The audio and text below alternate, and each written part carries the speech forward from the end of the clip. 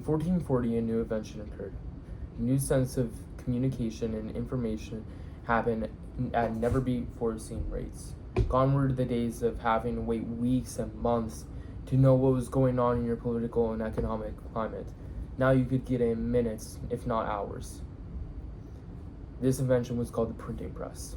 Roughly 500 years later, another invention occurred, which dramatically changed the landscape even more: the World Wide Web. People can now publish anything. The days of corporations like the New York Times and the Atlantic being your sole news provider were now gone.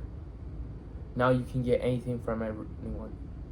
This specifically hurt local journalist publishers, such as the Daily News. In his book, Death of the Daily News, which ironically is named after his local newspaper called the Daily News, Andrew Conte writes about how him and his townspeople face the loss of their lifelong institution to a new wave of yellow journalism, which is the act of getting readers' attention through scandalous stories and eye-catching headlines. However, this time it was no longer done in the traditional sense of a newspaper.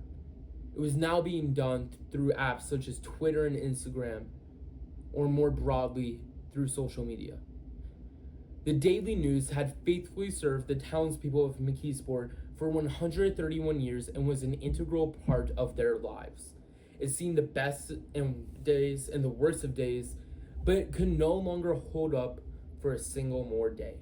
To relate the importance of the newspaper to the people, State Senator Jim Brewster, who used to be a paperboy for the newspaper, says, "We grew up knowing that our personal life-changing events, graduations, weddings, births, and deaths, were all recorded in this newspaper." With that said, this problem was not unique to them alone. During the 2000 economic crisis, 2,100 American newspapers had to be closed. These closures were not only in part to the economic crisis, but were also in part to the rise of social media. Now anyone can say whatever they see and whatever they want to say without any real parameters. More people are now able to access these news for free instead of costly ones. Now, as history has shown us, giving people a free platform might not always be the best choice. One of the most notorious free publishing groups, the Huffington Post, is starting to see how this can become an issue. Andrew Conte writes how this notorious group, for how they would have no parameters except for a few guidelines, was now having to strike down content and monitor what they post and what they want their name to be associated with.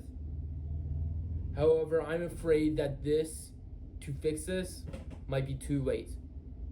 We as a society are not going to be able to cold turkey our social media addiction.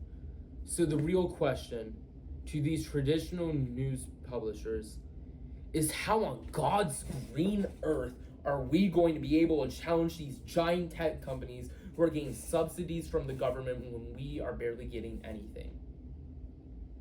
Or, in more formal terms, how are traditional media companies going to adapt or continue to the rise in social media? One way traditional journalism can continue to adapt and survive to the rise of social media is to build a better relationship and better trust with the reader. According to the Gallup's poll, more and more Americans are not starting to trust mass media. And honestly, why should they? They have endorsements to make and ads that earn them revenue, which both give the illusion of an agenda that they are trying to push. Jeff Bezos puts it perfectly when those very endorsements show nothing but a bias, even if it doesn't exist. He notoriously had an employee, Dave Limp, who worked at a whole separate company, Blue Origin, have a meeting with presidential candidate at the time, Donald Trump. Now, even though this meeting had nothing to do with Jeff Bezos or Blue Origin, it somehow got back to both and gave both an impression of a bias. Now, how he deals with this is a masterclass in how to build a relationship with the reader as he apologizes sincerely. In a very article in that very company that was being scrutinized, he talks about how both him, the Washington Post, and all of traditional media is failing the reader and how they are no longer trustworthy, but how they need to be. If the reader feels a sense of relationship and if the reader feels a sense of trust with the publisher, what is $5 a month to them to read? One way traditional media can adapt to the rise of social media is to become social media. Now, I'm not saying they need to go out and create their own social media platforms. That's illogical. However, they can create pages on the platforms that already exist, such as Twitter and Instagram. They can also create their own websites, which many have already done, such as the New York Times and the Atlantic, just to name a few. In his cartoon, Alfredo Martinez illustrates how social media and the rise of technology is destroying traditional press media, illustrating a tablet as if it were a shredder, shredding a piece of newspaper.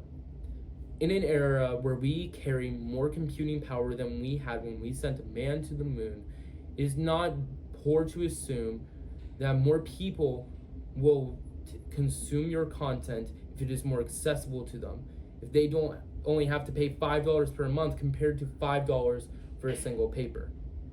If you have better accessibility, which social media does offer, more people will consume your content. Another way traditional media can survive in the occurrence of social media is partner up with companies who know better than we do. I'm saying we, but I'm referring to traditional media companies because to them social media is a new and scary place that couldn't have come at a worse time. It came during the 2008 economic recession, one of the worst economic crises in American history other than the Great Depression. Now, the New York Times has done a great job at doing this as they have partnered up with WikiLeaks. That way they are not publishing stories in response to what WikiLeaks has published, but instead they are right alongside them. If you partner up with these companies who are doing it better, not only are you acknowledging where your faults are, but you can also help give a better experience to a reader, which in turn builds, back to my first claim, which builds a better relationship with them. I chose this topic because the motto of the Washington Post lives in my head rent-free. Democracy dies in darkness. If we do not have the best information, then we cannot make the best decisions for our children and our grandchildren. Eventually, this great society we live in will die. I feel like Eugene Daniels put it perfectly when at the White House Correspondents' Dinner, he said this in response to why we invite presidents to this dinner. We invite them to demonstrate that those of us who have chosen the public service of journalism aren't doing it because we love flights on Air Force One or walking into the Oval Office. It's to remind them why a strong fourth estate is essential for democracy.